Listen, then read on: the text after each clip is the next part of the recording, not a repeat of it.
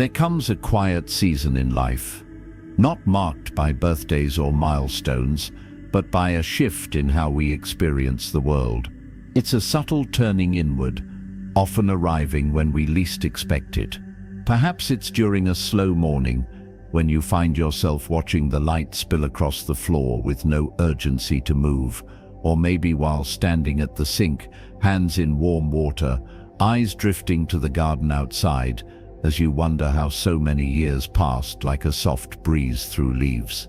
It's in these unspoken moments that a deeper understanding begins to form, that true strength is no longer about force or dominance, not about pushing harder or proving anything to the world. Instead, it begins to reveal itself as something far more profound, the ability to remain steady when life is not. Strength becomes less about the body, and more about the resilience of the mind, and more precisely about the stillness within the heart. But let me ask you something that may stay with you longer than you expect. Why is it that some elders, despite immense loss, radiate a kind of peace that seems untouched by circumstance, while others struggle to cope even with the smallest setbacks? Is it just temperament? Is it fortune, or family, or faith? Or is there something deeper, something hidden, not in what happens to us, but in how we meet it? You may have heard voices say that when life is hard, suffering is inevitable, and there's truth in that. We are human, and pain visits all of us in different forms. But what if I told you that while pain is part of life, suffering, that lingering heaviness, the inner turbulence, the fear that won't let go, is something we can transform? What if strength was not something we are born with or without, but something we could build, gently and patiently, no matter our age? This is not the kind of strength you'll hear about in motivational speeches. It's not about pushing past limits or silencing emotions. It's not about clenching your fists and charging through. This is the strength of a quiet mind, the kind taught in Buddhist practice, where clarity, presence, and discipline meet to create something unshakable. And so if you've ever whispered to yourself in the silence of night, "There must be a better way to carry all of this," then stay with me. This is not a lesson in toughness. It's an invitation to walk a gentler path, to rediscover the calm beneath the noise, and to build a mind so steady, so rooted in wisdom, that no storm can pull it apart. Let us begin. Part 1. Suffering is the teacher, not the enemy. There is a quiet truth many people only come to understand later in life. Suffering doesn't mean something has gone wrong. In fact, it may mean something very important is being revealed. As children, we're often told to avoid pain at all costs. We're taught that if we hurt, we must fix it fast. If something breaks, we should cover it up, move on, and pretend we're okay. And maybe that worked for a while. But as the years go by, especially in our later chapters, we begin to see how life, with all its joys and all its losses, brings with it a different kind of wisdom. One that whispers, not shouts. One that says, don't run from suffering, learn to sit beside it. In Buddhist teaching, this understanding is beautifully expressed through the parable of the two arrows. The Buddha once explained that when we experience pain, a physical illness, a betrayal, a loss, that's the first arrow. It strikes, and yes, it hurts. But the second arrow, that one we shoot ourselves, it's our resistance, our judgment, our fear, our desperate wish that life was something other than what it is. And that second arrow often wounds us far more deeply than the first. Take, for example, the story of a widow in a small Thai village. Let's call her Meena. Her husband passed away unexpectedly, and she spent months overcome with grief. Not just because of the loss, but because she couldn't stop blaming herself. If only I had noticed his symptoms earlier. If only I had insisted he see the doctor. She couldn't eat, couldn't sleep, The grief was real. That was the first arrow.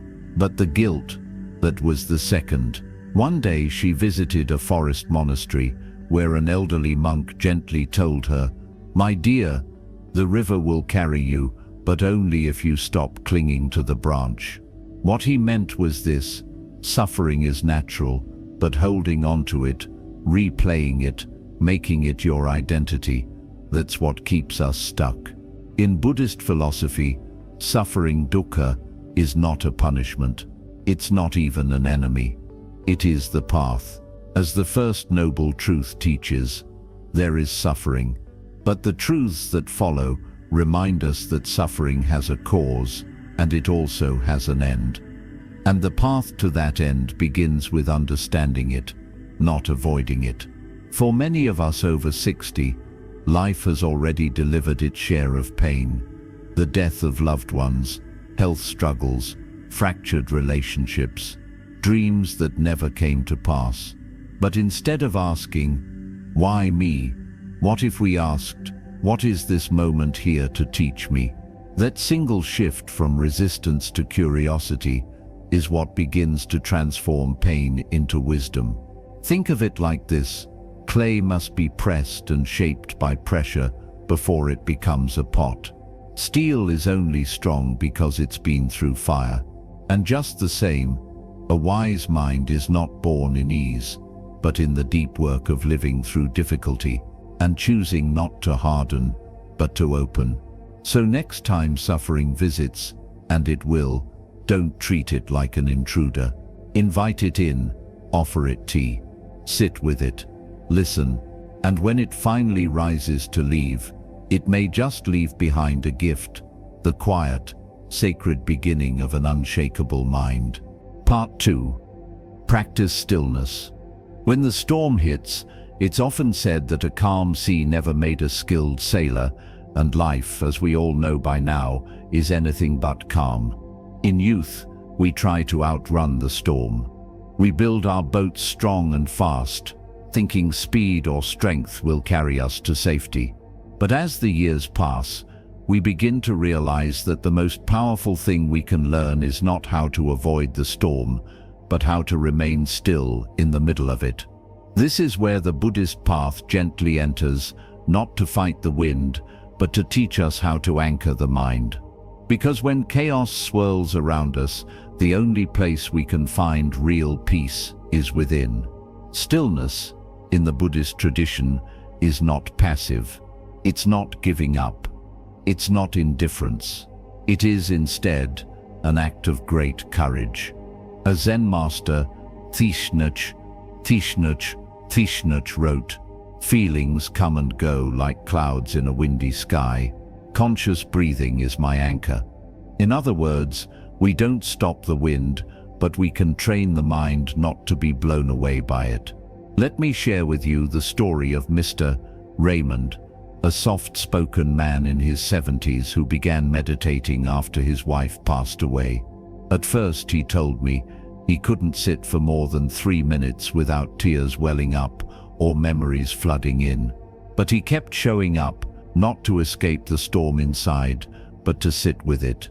Slowly, breath by breath, he discovered that stillness was not the absence of pain, but a sacred space that allowed him to feel without drowning. Over time, he began to describe his grief not as a crashing wave, but as a tide, rising, falling, and eventually retreating, as all things do. In Buddhism, the practice of mindful breathing is not merely a technique, it is a doorway back to the present moment. It is how we bring the wandering mind home. When we breathe deeply and consciously, just one full, intentional breath, we signal to ourselves that we are safe here and capable of meeting whatever life brings, not with panic, but with presence. There's a reason monks and nuns don't rush. Their footsteps, slow and deliberate, are not lazy, they are awake. That's the kind of strength we can all develop, no matter how old we are. You don't need to retreat to a monastery. You don't need to chant or light incense. You can sit on your porch, close your eyes and breathe. That is enough. And here's something beautiful. The more we practice stillness in ordinary moments, the more naturally it arises in the difficult ones. Like a well-worn path through a forest, the more you walk it, the easier it becomes to find when you're lost. So the next time life begins to shake, don't rush to react. Don't reach for distraction.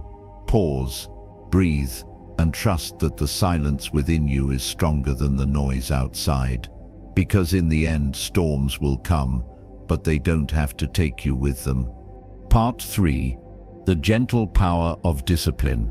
There's a common misunderstanding that discipline is harsh, cold, or rigid, something strict, even punishing.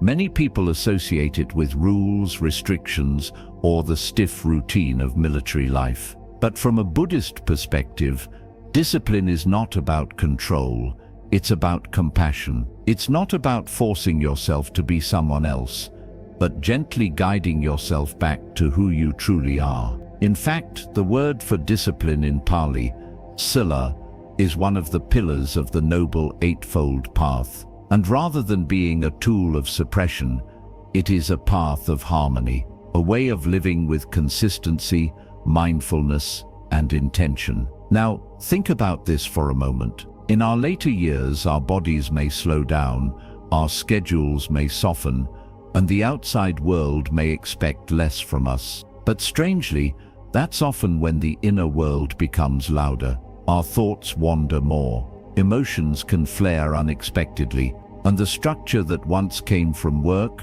family, and obligations begins to dissolve. What then keeps the heart anchored? Discipline, but not the discipline of pressure, the discipline of presence. Let me tell you about Mrs. Helen, a former school teacher now in her 80s, who began each day with a simple ritual.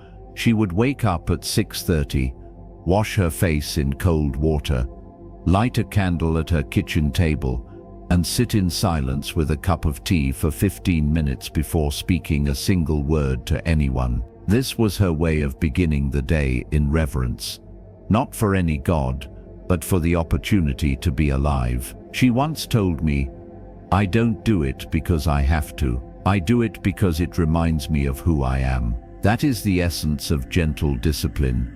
Not pushing, but realigning. Not performing for the world, but showing up for yourself. The Buddha never taught us to chase after big, flashy accomplishments. He simply encouraged us to do the small things, and to do them with intention. Waking up without pressing snooze. Washing the dishes slowly. Speaking only what is true and kind. These acts, repeated with mindfulness, begin to shape a mind that is clear, calm, and resilient. Too often we wait for motivation to arrive before doing what needs to be done. But motivation is like the wind.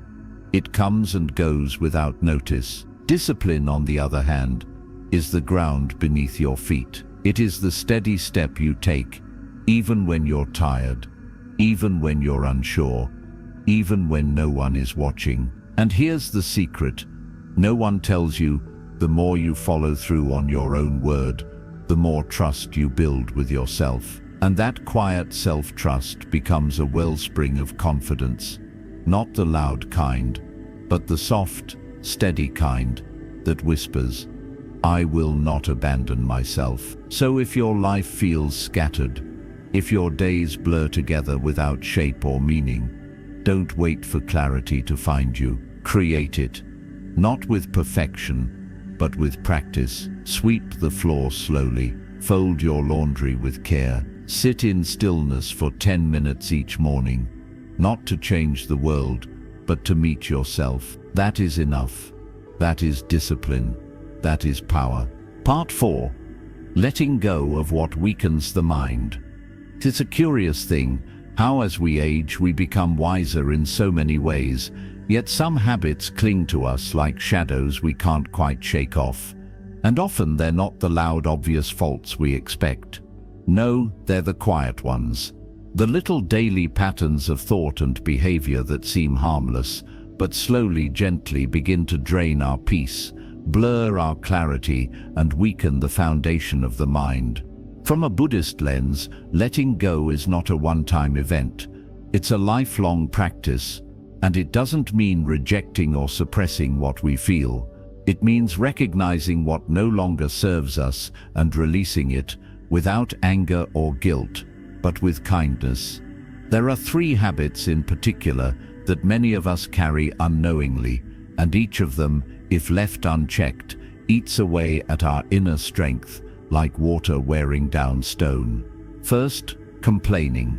Now, we all need to vent sometimes. It's natural to express pain, to share our frustrations, but constant complaining, that subtle, habitual focus on what's wrong, slowly programs the mind to look for negativity in everything. It trains the brain to see problems, not possibilities. The Buddha once said, "What you dwell upon, you become." So when we dwell in complaint, we become bound to dissatisfaction. Letting go of complaining doesn't mean denying what hurts. It means shifting our energy from blame to action, from passive despair to engaged awareness. Ask instead, what can I learn from this? What can I do? And if the answer is nothing, then let it be. Let it go. Second, the pursuit of comfort. This one is sneaky, especially later in life. We've endured much. We feel we've earned the right to relax, to avoid pain, to seek ease, and in many ways that's true. But too much comfort that turns into avoidance, becomes a soft prison. Growth, after all, lies just outside the edge of what feels easy. In Buddhist monastic life, monks deliberately practice asceticism, not to punish themselves, but to stay alert, to keep the mind sharp. They rise early, eat simply, walk barefoot, not because they must, but because they choose discomfort as a teacher. And for us, maybe it means walking a little more each day, or saying no to another hour of television, or facing that hard conversation we've been putting off for years. It doesn't have to be dramatic, it just has to be intentional. And third, excuses. Perhaps the most subtle of them all. Excuses often sound like kindness toward ourselves, don't they? I'm too old to change now. That's just the way I've always been. But beneath those words often lies fear. Fear of failure, of judgment, of starting over. Buddhism teaches impermanence. Nothing stays the same, not even our patterns, unless we cling to them. And the truth is, every moment offers a new choice. You are never too old, too late, or too lost to begin again. Letting go, then, is not weakness. It's wisdom. It's the quiet courage to release the mental clutter we've carried for far too long. Not because we're bad, but because we are finally ready to walk lighter. So ask yourself, gently, what have I outgrown? What am I still clinging to that no longer brings peace? What is it time to lay down, not in shame, but in freedom? And when you release it, you'll feel it, not just in your thoughts, but in your body, your breath, your very being. A spaciousness, a softening, as if your mind finally has room to breathe again. That is what it means to grow stronger, not by adding more, but by letting go of what was never truly yours to carry. Part 5. Transforming fear of failure into fuel for growth. Somewhere along the road of life, perhaps after that first deep heartbreak, or the job that didn't work out, or the painful silence of a dream that never quite came true, many of us quietly began to fear something we don't often name aloud. Failure. It's not just the falling down that hurts. It's the meaning we attach to it. We tell ourselves, I should have known better by now, or I'm too old to make mistakes. And slowly, without even realizing it, we begin to play it safe. We stop trying new things. We silence our ideas. We shrink to fit into the version of ourselves that feels least vulnerable to disappointment. But here's the quiet truth. Buddhist wisdom offers us, failure is not the opposite of growth. It is its soil. In the Dhammapada, the Buddha reminds us, just as a solid rock is not shaken by the storm, even so the wise are not affected by praise or blame. What this means is simple but powerful. Success and failure are both fleeting. Neither defines us. They are passing clouds. What matters is the sky behind them. Let me tell you the story of Luis, a 67-year-old man from New Mexico. After retiring from his job as a mechanic, he felt restless. His hands still longed to build something, and his heart, though nervous, nudged him towards something unusual: art. He had never painted before, never even taken a class, but something inside told him to try. His first attempts were rough. His neighbors teased him. His own inner critic shouted louder than ever. But instead of quitting, he reframed the entire experience. He told me, "Every time the brush slips, I tell myself, good, that means I'm learning." And with that one sentence, he did something profound. He turned failure into practice. This shift from fear to curiosity is one of the most transformative gifts of Buddhist mindfulness. Instead of asking, "What if I fail?"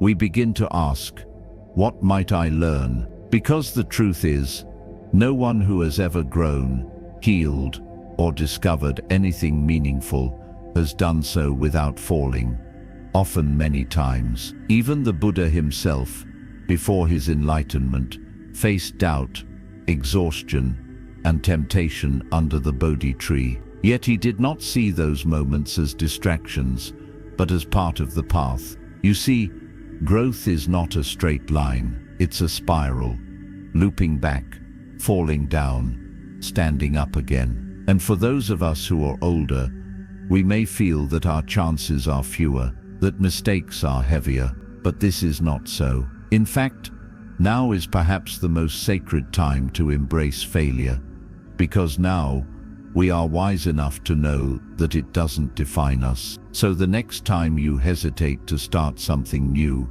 to learn, to speak up, to create, notice the voice inside that says, "But what if I fail?" and gently respond, "Then I will grow." Remember, broken soil is what allows seeds to take root. And every step, even the missteps, are part of the sacred unfolding of a life still beautifully in bloom. Part 6. Strength is quiet, not loud. In a world that often confuses noise with power, it can be easy to overlook the kind of strength that whispers instead of roars. But as we grow older, we begin to see, perhaps for the first time, that true strength doesn't need to be seen to be real. It doesn't stomp into the room. It doesn't shout over others. It simply is, like a deep current beneath still water. There's a powerful image in Buddhist thought, a candle in a quiet room. It doesn't beg for attention. It doesn't compete with the darkness. It simply glows, unwavering, steady, enough. That is the nature of inner strength. You may know someone like this, an elder who doesn't speak often, but when they do, everyone leans in. A person who walks into a storm, not with weapons, but with a calm heart. These are the people who remind us that strength isn't about overpowering, it's about anchoring. It's about remaining whole, even when life tries to pull you apart. Take, for instance, the story of Tenzin, a Buddhist nun who lived through the trauma of exile. She lost her home, her community, and many of the people she loved. She had every reason to be angry, bitter, vengeful, and yet when asked in an interview what her greatest fear had been during that time, she replied, "That I might lose my compassion." What kind of strength does it take to say that? Not the kind forged in fire and steel, but the kind that grows quietly in the heart that refuses to close, no matter how painful the world becomes. In Buddhist teachings, this is the strength of equanimity. a spacious mind, undisturbed by praise or blame, gain or loss, joy or sorrow. Not because the person no longer feels, but because they've learned not to cling. They've learned that emotions rise and fall like waves, but the mind can remain like the ocean, vast, deep, unshaken. Many of us have been taught that showing emotion is weakness, that crying means you're broken, that being calm in the face of cruelty means you've given up. But the truth is, the strongest person in the room is often the one who chooses not to fight, not out of fear, but out of understanding. The Buddha once said, "Hatred does not cease by hatred, but only by love. This is the eternal rule." And to love, truly love, in the face of anger, fear, or pain, requires a kind of strength far greater than the sharpest sword.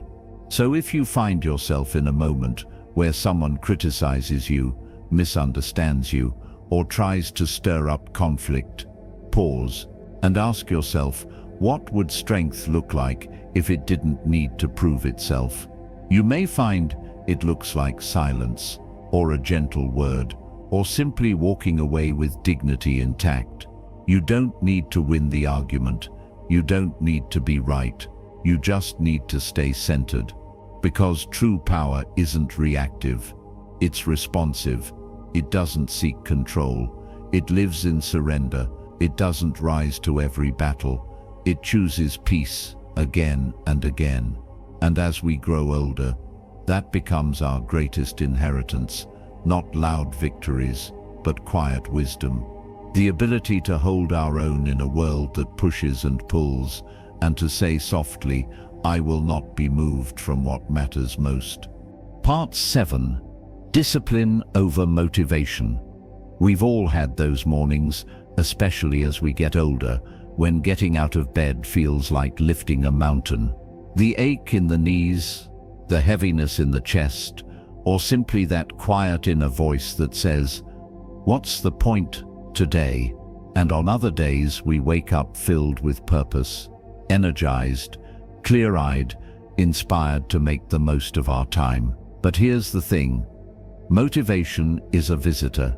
It comes and goes as it pleases. Discipline, however, is a companion, the steady friend who walks with you, whether the sky is clear or full of storms. Many people wait for motivation to arrive before taking action. They wait for the perfect moment, when they feel inspired, when the mood is just right, when energy finally returns. But as Buddhist wisdom teaches, impermanence governs all things: moods, energy, emotions. They rise and fall like the moon in the sky. And if we anchor our lives to that ebb and flow, we're likely to be carried wherever the tide decides to take us. Instead, Buddhism invites us to cultivate right effort, one of the steps on the Noble Eightfold Path. Right effort isn't about exhausting yourself or forcing things to happen. It's about the gentle, consistent return to the present. It's about showing up with care again and again, even when inspiration feels 1,000 miles away. Let me tell you about Susan, a 72-year-old widow who once dreamed of writing a memoir, but always felt too tired, too distracted, too unsure. One day, she decided to try something simple. She would write just one paragraph every morning after tea, no matter how she felt, rain or shine, joy or sorrow, whether the words flowed or not. At first, it was hard. Most days, she stared at a blank page. Some mornings, her arthritis flared so badly she could barely type. But she kept going, not because she was inspired, but because she had made a vow to herself to honor her voice, even when it trembled. A year later, she held a finished manuscript in her hands, not because she waited for the muse, but because she built a rhythm rooted in discipline, not desire. And that's the heart of it. Discipline is love, made visible. It's how we care for ourselves, not just when we feel good, but especially when we don't. It's the act of sitting in meditation, even when the mind is restless, of preparing a healthy meal, even when we crave something easy, of taking a walk, reading a page, calling a friend, not because we feel like it, but because we value the life we've been given. The Buddha himself practiced unwavering discipline, years of daily effort, through hunger, fatigue and temptation, not to become superhuman, but to awaken to his own nature, to find peace, not when the world allowed it, but when the mind was trained to see clearly. So ask yourself, what could my life become? Not if I waited for motivation, but if I simply chose to begin each day with care, regardless of how I felt. Even the smallest effort, repeated with mindfulness, becomes a path. One step, then another. That is how rivers are carved through mountains, and in the quiet glow of that daily devotion, through the gentle force of showing up, not just once but again and again, you'll discover a strength that doesn't flicker with emotion, but burns steadily with purpose. That is discipline, and that, dear friend, is where transformation truly begins. As this quiet journey comes to an end, take a moment, just one, to notice how your heart feels right now. Has something softened? Has something been stirred awake? What we've shared together is not a list of rules, not a map to perfection, but a gentle reminder. You don't need to be a warrior. You just need to stop running. From the very beginning, we explored the truth that suffering is not the enemy. It's the teacher, the one who, if welcomed with presence, transforms pain into wisdom. We learned that stillness is not something passive, but something powerful, a refuge we build breath by breath. And we came to see that true strength is not loud. It's quiet, consistent, and deeply rooted in how we show up when no one is watching. We spoke of the value of letting go, not just of possessions or people, but of the invisible burdens we carry in the mind, the need to be right, the habit of complaining, the craving for constant comfort. We looked at failure and saw not shame, but soil, where growth quietly takes root. And we discovered that motivation may visit us occasionally, but it's discipline, gentle and grounded, that stays to build something lasting. So now I invite you, bless you, to pause. Sit quietly each day, even for just 5 minutes, not to fix anything, not to chase anything, but to remember who you are beneath all the noise. Let go of the old emotional habits that no longer serve the soul you've grown into. You are not the same person you once were, and that's not something to mourn, but something to honor. And above all, build your peace, not through force, but through intention. One breath, one act, one loving choice at a time. Ask yourself gently, what am I still holding on to that's asking to be released? What part of me is ready to stop striving and start simply being? What would it feel like to walk through the rest of my life with ease,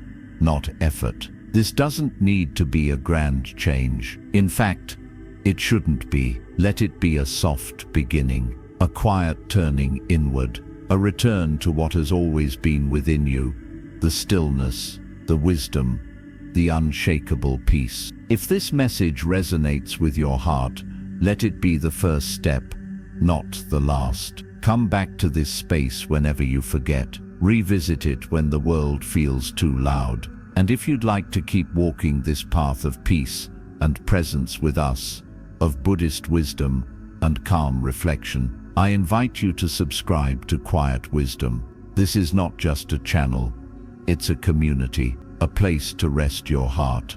Thank you for spending this time with me. Be well, be at peace, and most of all, be still.